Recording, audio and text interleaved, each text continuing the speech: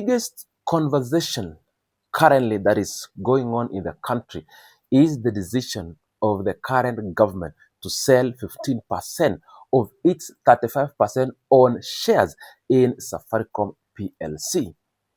A number of members of parliament have come out to condemn strongly the decision by President William Ruto's regime. Among them is Kiaru constituency, Ndindi NYORO. Ndindi NYORO yesterday, while speaking at a church service in Kiaru constituency, termed it as the best corruption deal in the country that is happening in the eyes of Kenyans. Ndindi NYORO said, according to Safaricom shares last year, one share was being sold at 45 shillings per share. But when Safaricom this year sold its shares, it is believed to have gone higher by around 0.something cents.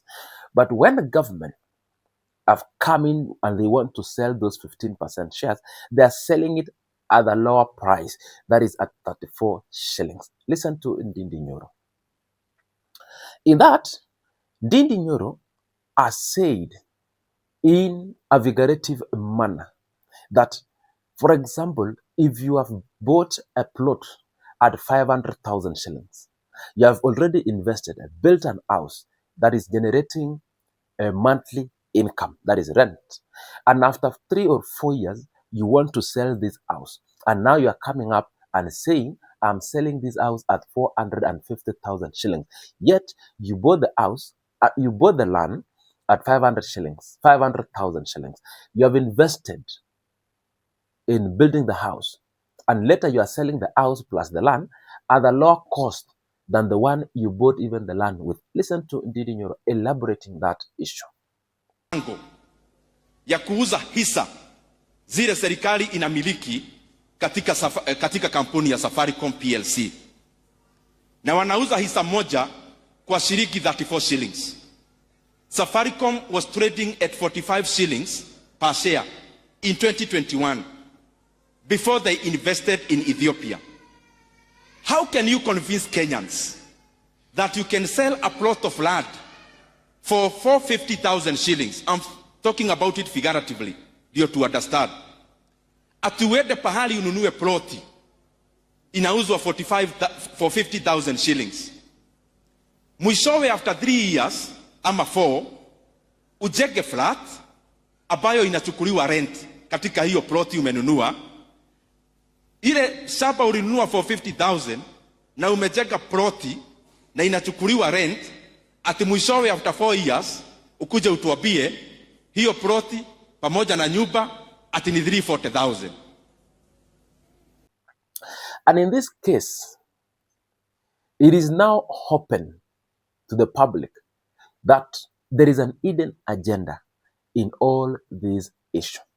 Why sell government property at a cheaper price to securitize the future of this country?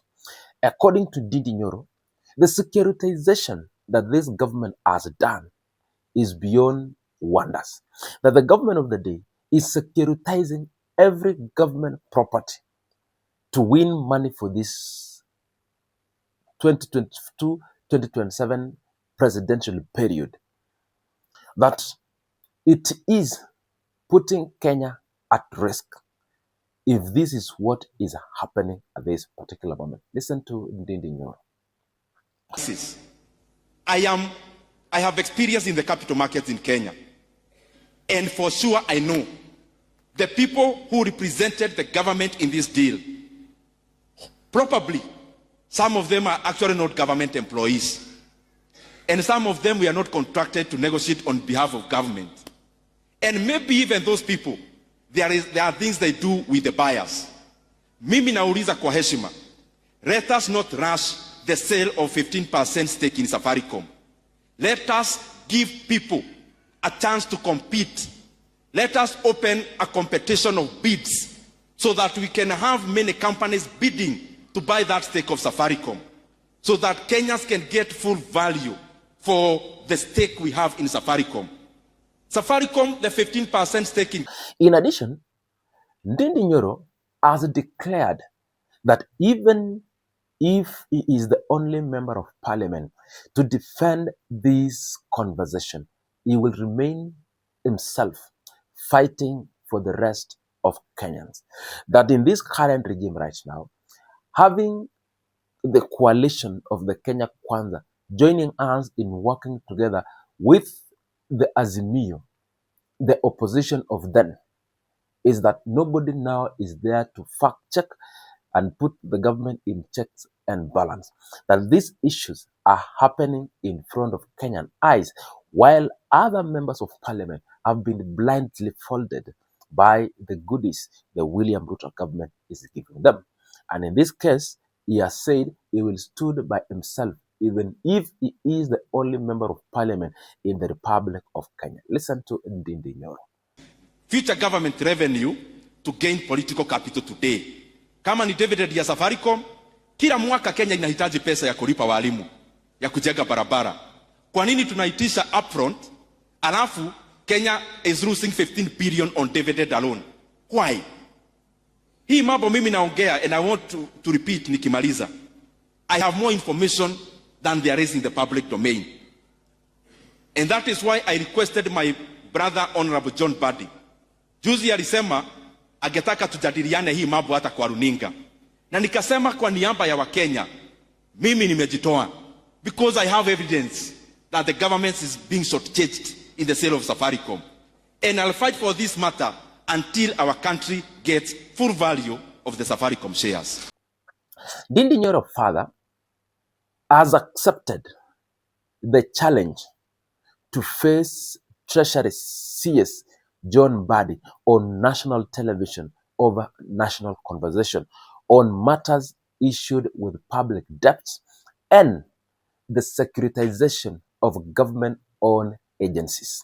Remember, after Ndindi NYORO dropped an explosive expose about the hidden agenda on why the government wants to sell these Safaricom 15% shares at a low price, Treasury CS John Mbadi defended the decision by government, terming that some members of parliament have this motive of inciting people against the government.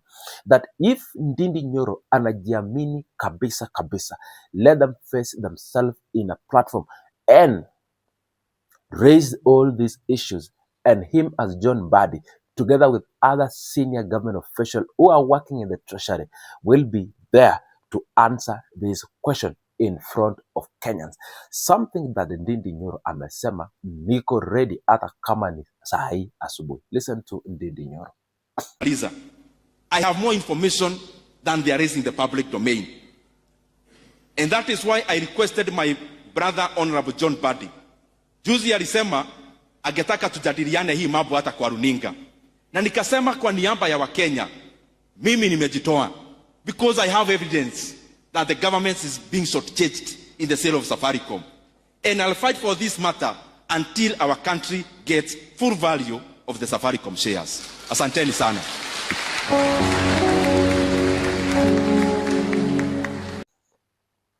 And over time, Ndindi NYORO, who held a very senior position in the National Assembly as the Budget and Appropriation Committee chair, knows all this. Remember, Ndindi NYORO also owns a PhD or master's in economics. So this guy understands well. He even defended himself, saying that when you see him talking about this issue, he has the best knowledge that is on the public domain. When he speaks, he means that he does not pick anything just to speak. He speaks when he has concrete evidence. Listen to Ndindi NYORO. All the time, nisifanye siasa ya fitina. Just speaking because I need to speak. So when you hear me talk about anything, there is a lot of things you can talk about as a politician in Kenya. You can talk about weather. You can talk about many things. When you see me choosing a few things to talk about, it is because I have more information than there is in the public domain. Na kitu ile nataka kusema ikiwa ya mwisho. Serikali iko kwa mpango ya kuuza hisa zile serikali inamiliki katika kampuni ya Safaricom PLC, na wanauza hisa moja